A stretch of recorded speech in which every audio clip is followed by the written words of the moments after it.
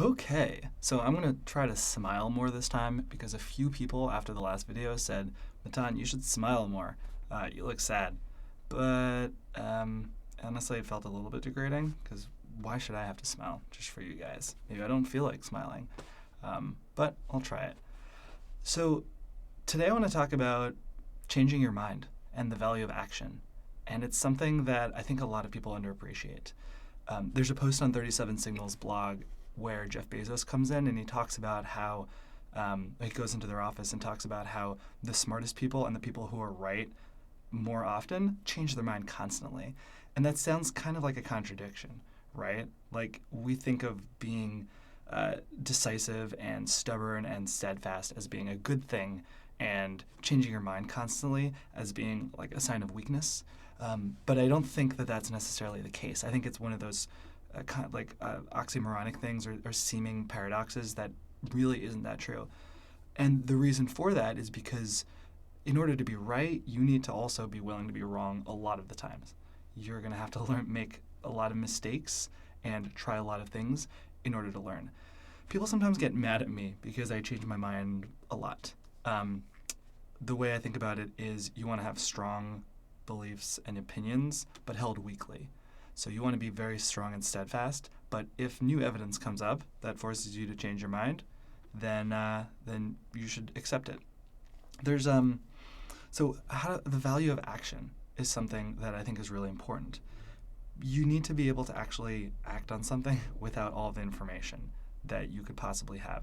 And a lot of people have trouble with this because they want to try to collect a lot of information and be really confident in something before they actually, make a decision or take the next step.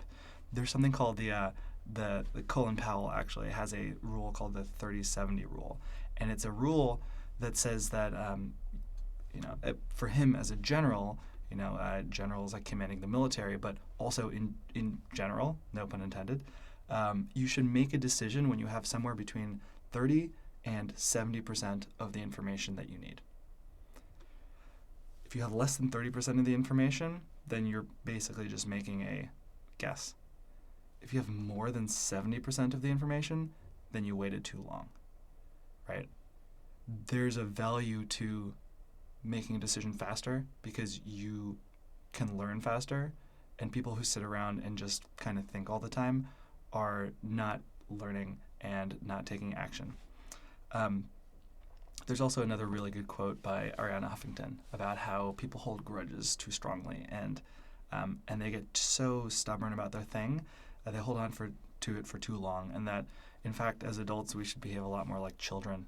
Children are emotionally kind of volatile. They feel high highs and low lows, and they can feel the most extreme low and then immediately, a few seconds later, feel totally elated because something happens. They let go of things very quickly, and I think that's how we should behave as adults. I think if you want to be able to learn quickly, you should be able to try something and not be afraid of failure. So humans often suffer from analysis paralysis, decision unhappiness when there's a lot of things to choose from.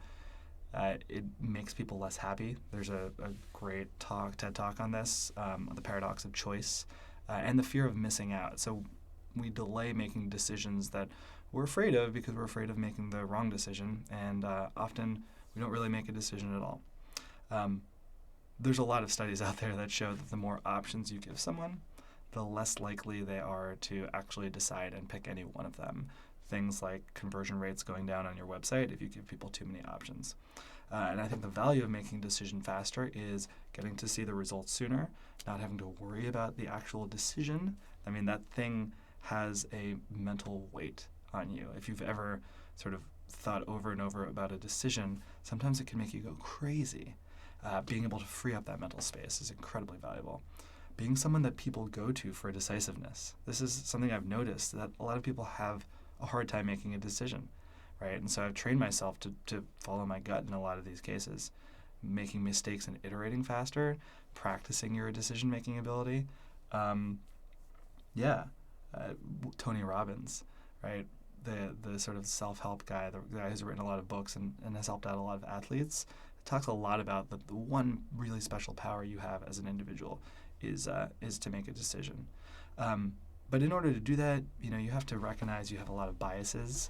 You have to train yourself against those biases. So just making a judgment call is not always a good idea. But you can fix how often you are to be right if you can understand what your biases are. So we're going to cherry pick data that believes the things that we already believe. We're going to be exceptionalists, which I think is like one of the worst things that could happen, which is when you see like data out there or something that you should definitely try, but you're saying, I don't want to try that because just because it applies to a lot of other people, it doesn't mean it applies to me.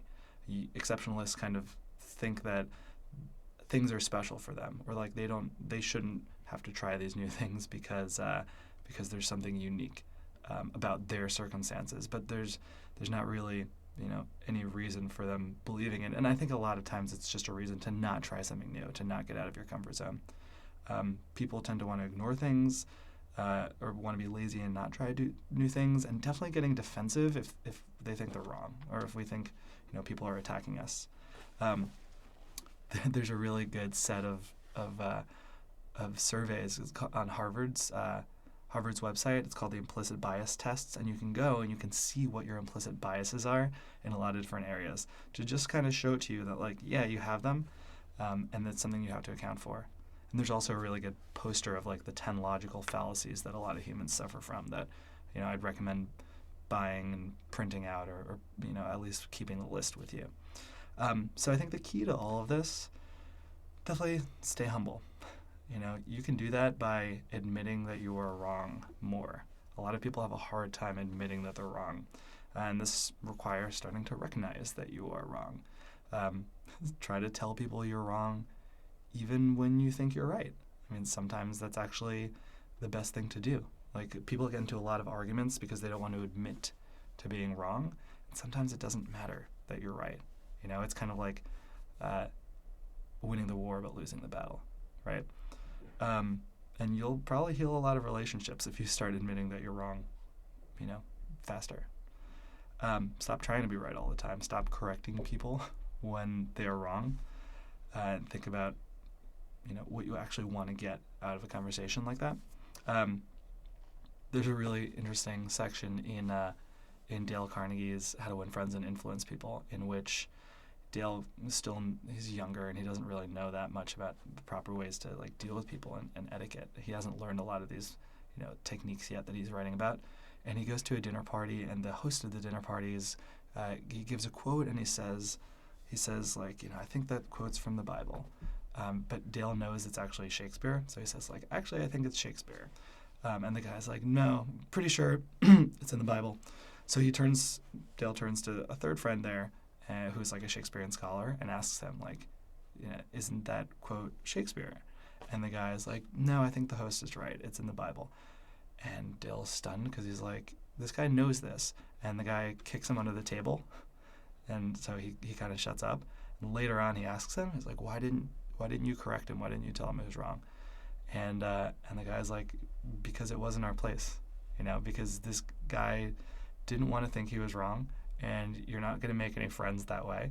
And sometimes going around the world trying to be right all the time is not the most important thing. So put yourself in more situations where you're wrong and where you're comfortable being wrong. I think about it as like setting up little opportunities for success. I actually call them serendipity bombs in a way.